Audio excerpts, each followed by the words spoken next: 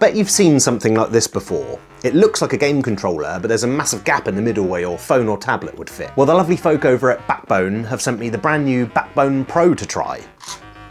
I think this is a nifty little device that you might not know you need in your life yet. So why am I reviewing it, a VR gamer? Well, it connects to the Meta Quest via Bluetooth, so we're going to check that out. Let's do it!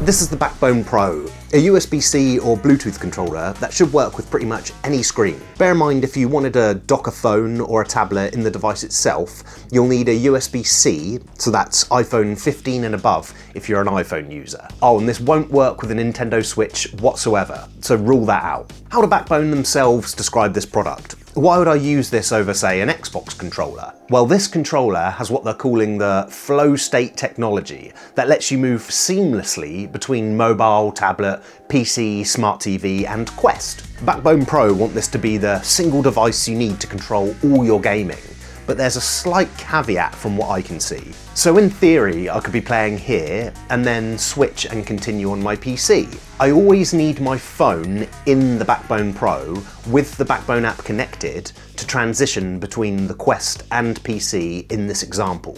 So not quite as seamless as one would hope. Not like Apple's proprietary firmware that allows your AirPods to seamlessly transition between iPhone and Mac. All of this just works. I have, however, experienced the hassle of trying to use Bluetooth devices across my phone and my PC with headphones that don't have a nice firmware to do it seamlessly, and it is a pain. What we have here is pretty impressive and reliable. So you can't change the connected device via the app unless you've connected to the Backbone Pro via the USB-C slot, and I think that's a bit of a missed opportunity. I can't see why this functionality shouldn't be available while my phone isn't plugged in. Obviously, having the phone in the USB-C slot is adding unnecessary weight to the controller while I'm playing on my PC or Quest. For a bit of context, my Google Pixel 9a, with its fairly chunky case, inside the Backbone Pro comes out at 443 grams. That's about a 50% increase over the Xbox One controller's 288 grams. Without my phone docked, the Backbone Pro weighs 198 grams if you wanted to work out the total weight with your own phone.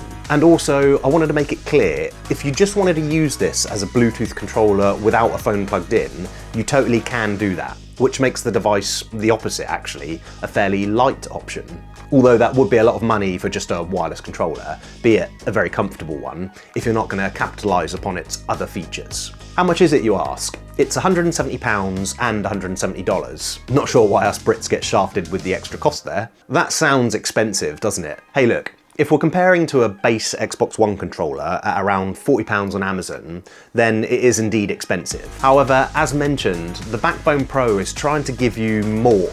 Now, when we consider the Xbox One Elite controller is £120 on Amazon, then the price tag seems to make a bit more sense. So what can we look at to justify that pretty hefty price tag? Flow state gives us seamless transitions between devices. What else have we got? The Backbone Pro has 2 remappable grip buttons, usually only offered on more expensive Pro-style controllers like the Xbox Elite controller. In the app, these buttons can actually be mapped to different inputs per device you're connecting to. So if you play a lot of N64 emulation on your phone, you can map them as the tricky to reach buttons that were found on that bizarre controller, like the L button. But when you're using the controller on Xbox Game Pass through the Quest, you could map them to X for quick reload buttons. They're a welcome and handy feature. Another one that's pretty obvious, we can dock our phone with a direct USB-C connection. Sure, you can connect to a phone via Bluetooth with any standard controller, but that Bluetooth connection will inevitably introduce some input lag.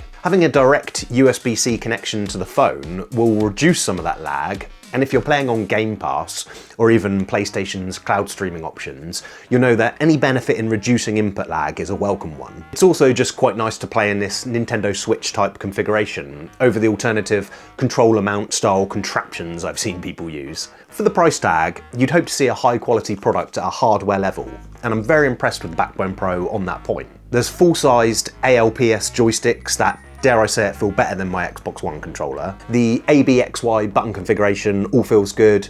The D-pad feels a little old school, but I like it. It's not clicky like the Xbox controller, it has a little sponge to it. It generally feels like a solid device that's very comfortable in the hands, which does surprise me as that back section does look thin, doesn't it? We also get a 40-hour built-in rechargeable battery that can be charged via a USB on the right grip's bottom. That will also charge your phone at the same time, which is nice. Lastly, on the left grip's bottom is a 3.5mm audio jack port and a button to sync Bluetooth for the first time. Great stuff. So, in summary, do I think this controller has a place for some of you guys? I really like this device. I've always known about these style of phone dock controllers and thought it was a great idea, but simply never took the plunge. If you're a person who loves to stream games through services like xCloud on their phone, or emulate your classic collection of games via an emulator, then this is brilliant. It's a well-made, very comfortable option.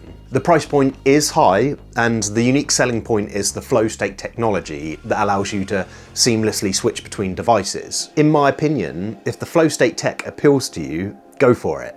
But if you play on one device only and you're on a budget, you may well be able to get away with just a standard Bluetooth option. Anyway, thanks to Backbone for sending me the Backbone Pro, and thank you for watching. My name's Dan. See ya!